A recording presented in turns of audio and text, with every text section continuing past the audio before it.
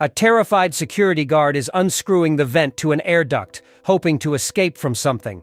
The camera pans over a set of monitors showing various rooms in a family entertainment center called Freddy Fazbear's Pizzeria, similar to Chuck E. Cheese's. The guard is captured and knocked out. When the guard regains consciousness, he finds he is strapped to a chair. A bear-shaped mask with sharp gears and springs is slowly lowered onto his face as he screams. A mall security guard named Mike is waiting in line to buy some lunch when he sees a man scoop up a little girl and carry her away. Mike pursues the man and violently tackles and beats him. It turns out the man was simply the girl's dad, and Mike is fired. He meets with a career counselor, who offers him a solo job as a night security guard at Freddy's. The counselor explains that Freddy's has been closed since the 1980s, but the owner won't sell and retains a single guard, so to make sure nobody vandalizes the place overnight. The counselor thinks this will be a good fit for Mike since he won't have to interact with others, noting Mike's long history of being fired from jobs. Mike declines, saying he isn't available to work night shifts. Mike returns home where there's an eviction notice on his apartment door. He enters and says hi to the babysitter, Max. He greets his younger sister Abby, who is busy drawing. Mike is raising Abby on his own. That night, Mike goes to sleep underneath a poster depicting a Nebraska forest and listening to a cassette tape of nature sounds. In Mike's dream, he is with his parents and a younger brother named Garrett. They are camping in the woods in Nebraska. Mike loses track of his brother while they play, and when Mike finally finds him, Garrett is being abducted. Mike is powerless as Garrett is driven away in a stranger's car. The next day, he attends a meeting with his aunt, Jane, and Jane's lawyer. Jane is trying to get custody of Abby, likely so she can receive the government aid for raising her. The caseworker sides with Mike for now, noting that he is in the center of all the pictures that Abby draws, indicating he is the center of Abby's world. However, the caseworker tells Mike that he needs to get a job in order to keep custody. Having no choice, Mike calls the career counselor and accepts the night security job at Freddy's. Mike leaves Abby in Max's care and goes to the closed pizzeria. Mike finds and watches an old cassette tape that shows Freddy's as a fun family environment. Mike is startled when he finds a small statue of a balloon boy in a locker. He soon falls asleep and again dreams of his Garrett's abduction. This time, however, a group of kids wearing animal or pirate costumes is in his dreams. Mike asks who they are, but the children run away. Mike wakes up and returns home. Cutting to a diner, Jane is meeting with Max and Max's brother Jeff. It turns out that Jane hired Max to look through Mike's belongings while babysitting to find incriminating evidence Jane can use against Mike in the custody battle. Max says that Mike has nothing to hide, other than he sleeps an abnormal amount of time. Jeff and Jane then concoct a plan to ransack the pizzeria so that Mike will be fired yet again. That night, Mike brings the Nebraska poster and tape of nature sounds to his job and falls asleep. Entering his dream of Garrett's abduction, he again encounters the strange children. The kids again run away, but Mike catches one of them and demands they tell him who they are and what they know. The kid scratches Mike on the arm with a pirate hook before he wakes up to the sound of someone at the door. Mike opens it to find Vanessa, a police officer whose beat covers Freddy's. She goes inside and clearly knows the place, saying she went there as a kid, and it used to be the happiest place on earth. Vanessa notes that Mike has a scratch on his arm, in the same place he was scratched in the dream, and bandages it. Vanessa says that Freddy's was shut down after some kids went missing there in the 1980s. She then takes Mike to the entertainment room and turns on the power. There, a number of animatronics power up. There is Freddy, Chica, Bonnie, Foxy, and Mr. Cupcake. The animatronics sing and dance before the power goes out. As the pair leave Freddy's, Vanessa mentions that no security guard has ever lasted in the job. After the duo leave for the day, Max, Jeff, and two of their friends break in. They begin stealing valuables and messing the place up. The animatronics awaken and begin moving off the stage. One of the friends finds Chica and Mr. Cupcake. Chica throws Mr. Cupcake at him and it eats his face off. The other friend is stalked and eventually killed by Bonnie when the animatronic smashes his head repeatedly into a door. Mr. Cupcake and Foxy catch Jeff, and he's later seen dead in a room with spare parts. Max sees a child running through the pizzeria. She follows the child into a room where she sees the Freddy animatronic. The child's voice calls out from inside the animatronic, and Max walks over to get a better look. Freddy then comes to life and chomps Max in half. The next day, Vanessa stops by Mike's house and meets Abby. She tells Mike about the break-in and claims he left the doors unlocked.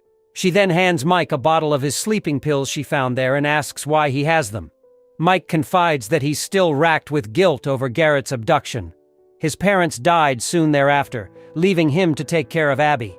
He's been purposefully forcing himself to dream about the abduction in hopes that he'll remember some clue that will lead him to find the abductor. He explains that by falling asleep looking at the Nebraska poster and listening to nature sounds he saw and heard at the time of the incident, he is able to force himself to dream of the abduction. He says his dreams have never been as vivid as when he's been sleeping at the pizzeria. Since Max is not around, having been killed, Mike is forced to bring Abby to Freddy's. After putting Abby to sleep in a small pillow fort, cleaning up the damage caused by the break-in, and getting scared once again by the Balloon Boy statue, Mike goes to sleep. Abby wakes up before him and begins wandering the pizzeria. In Mike's dreams, he asks the kids if they are the ones who were abducted in the 1980s. They confirm that they are. When he asks who abducted them, they point to a drawing of a rabbit they made in the dirt. Mike is then awoken by his sister's screams. He runs to find her surrounded by the animatronics. But they aren't attacking Abby, they are tickling her. The animatronics clearly like Abby, and she gives them hugs and pictures she made. On the way home, Abby says that the animatronics are inhabited by ghosts, and the ghosts are causing the animatronics to move. The next night, Mike and Abby return to find Vanessa already there. It becomes clear that Vanessa knows the animatronics are sentient. The humans and animatronics play games. Mike eventually finds some time to have a private talk with Vanessa. She is angry at Mike for bringing Abby to Freddy's. To show how dangerous the animatronics can be, she takes Mike a back room. There are the animal outer shells and electronic skeletons that are placed inside the shells. The shells are locked to the electronic skeletons using a spring mechanism that clamps onto the skeleton, thus the mask with gears and springs at the beginning.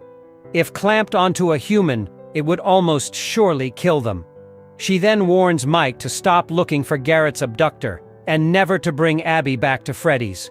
Not willing to give up on his job and chance of finding out what happened to Garrett, but also unwilling to endanger Abby, Mike calls Joan and gets her to babysit while he goes to work. In his dream, one of the mysterious children finally agrees to talk to Mike. The child confirms that they are the same children that had been abducted like Garrett, and that they are now the ghosts who possess the animatronics. The child offers to let Mike have happy dreams where Garrett and Mike's parents are still alive. All they want in exchange is to play with Abby. Forever. Mike initially accepts the deal, but then changes his mind. The kids attack him in the dream, and when Mike awakens, he is knocked out by Foxy. Meanwhile, Freddy shows up at Mike's apartment and knocks out, or possibly kills. He asks Abby to come with him to the pizzeria to play, and she agrees. The pair get into a taxi, freaking out the taxi driver. When Mike recovers, he is strapped to a chair with the killer Freddy mask from the beginning of the film being lowered onto him. He manages to escape with the aid of Vanessa, who mysteriously appears.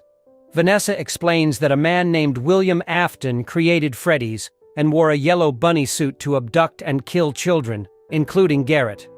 When police began investigating, he hid some of the children's bodies in the animatronic suits.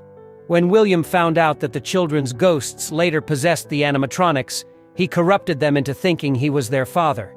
Mike realizes the danger Abby is in and asks Vanessa to help save her. She tearfully says she can't help, but gives Mike info on a way to sneak into Freddy's. Vanessa also says the animatronics can be incapacitated by electricity and hands him a taser. Mike sneaks into Freddy's and watches as Chica takes Abby to a back room. Mike tases Freddy and Bonnie before following Chica into the back room. There, he sees Chica and Mr. Cupcake trying to load Abby into a marionette-like animatronic. Mike interrupts and tasers. The siblings embrace and Mike says he would never give up Abby. As they are going to leave, The yellow bunny arrives. It begins fighting Mike as Foxy chases Abby.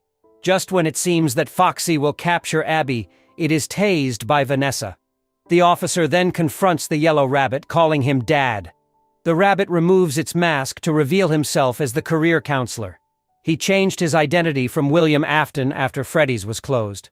Vanessa pleads with her dad to stop what he's doing, but William coolly walks up to his daughter and stabs her.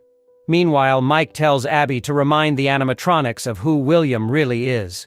Abby draws a picture depicting William in the yellow bunny suit killing them. This undoes William's corruption, and the animatronics attack William.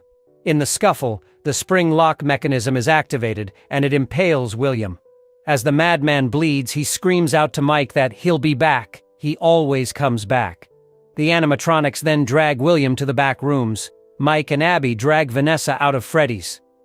Sometime later, we see that Mike and Abby's relationship has improved. They stop by the hospital to visit Vanessa, who is in a coma. At home, Abby says she feels bad that the ghost children are now truly alone, as William is no longer paying security guards to spend the night there. Abby asks if they can one day visit Freddy's again, and Mike responds that maybe someday they will. Meanwhile, at Freddy's, William is still alive, though trapped in the bunny suit.